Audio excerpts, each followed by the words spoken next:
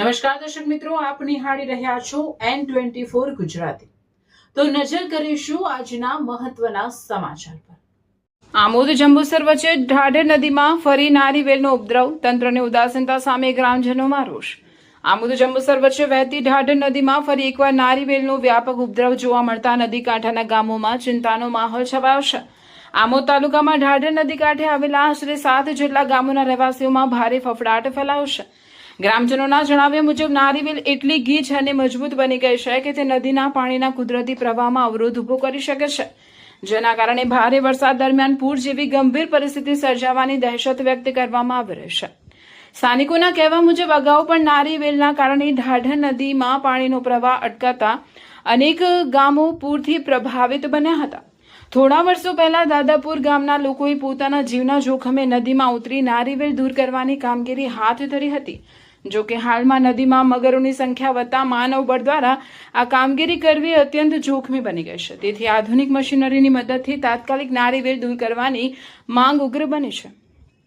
દાદાપુર ગામના સરપંચ મહેન્દ્રભાઈ ઠાકોરે જણાવ્યું હતું કે આ ગંભીર પ્રશ્ન અંગે અનેક વખત સંબંધિત વિભાગોમાં રજૂઆત કરવામાં આવી હોવા છતાં આજ દિન સુધી કોઈ અસરકારક કાર્યવાહી કરવામાં આવી નથી, જેના કારણે નદી કાંઠાના ગામોમાં તંત્રની કામગીરી સામે અસંતોષ અને ચર્ચાનો માહોલ છે। ચોમાસાની ઋતુ શરૂ થઈ ગઈ હોવા છતાં જવાબદાર તંત્ર તરફથી હજુ સુધી કોઈ કાર્યવાહી ન થતા ગ્રામજનોમાં ભારે રોષ જોવા મળી રહ્યો છે। ગ્રામજનોએ ચેતવણી આપી છે કે જો સમયસર નારીવેલ દૂર કરવામાં નહીં આવે તો વરસાદી પાણીનો પ્રવાહ અવરોધાઈ ગામોમાં પૂર જેવી સ્થિતિ સર્જાઈ શકે છે। તેથી સંભવિત જાનમાલના નુકસાનને ટાળવા ઢાઢર નદીમાંથી નારીવેલને તાત્કાલિક દૂર કરવાની તેમણે ઉગ્ર માંગ કરી છે। હું ગામ દાદાપુર સરપંચ મહેન્દ્રસિંહ રાયસિંહ ઠાકોર બોલું।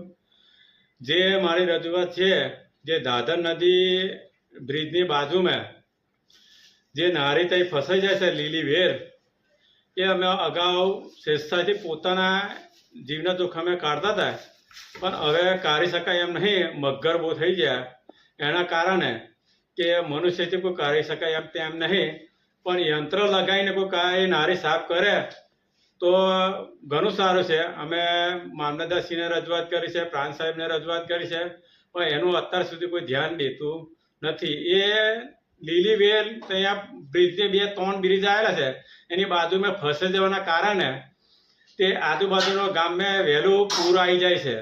પહેલું 10-15 વર્ષ પહેલાં છે તે આ નારી નથી થતી તે વખત પૂર છે તે 107 ફૂટ નદી ત્યાં બ્રિજ પાસે થાય લેવર તારે નદી બહાર પડતી હતી, પણ હાલમાં 57 ફૂટ થાય એટલે ગામડાની અંદર 8 થી 10 ગામડાની અંદર પાણી બેસી જાય છે।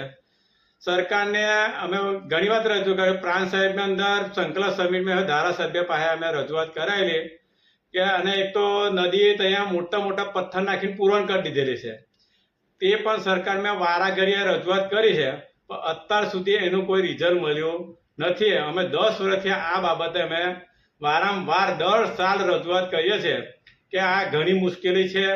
પાછળ બરોડા સુધી એને એક પૂરનું પાણી છે તે નળે છે, એના કારણે આખી નદી લગભગ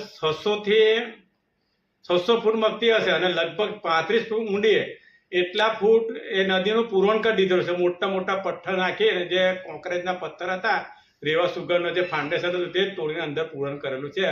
એ પથરા ગમે એટલી પૂર આવે તે મટે એવું નહીં, એ ગમે તે કોઈ સાધનથી યંત્રથી સરકાર કરાવે તો જ એ પથ્થર અટે એમ છે, ને તો જ આજુબાજુ ગામોને પૂર આવવાનું શક્યતા ઓછી થાય એમ છે।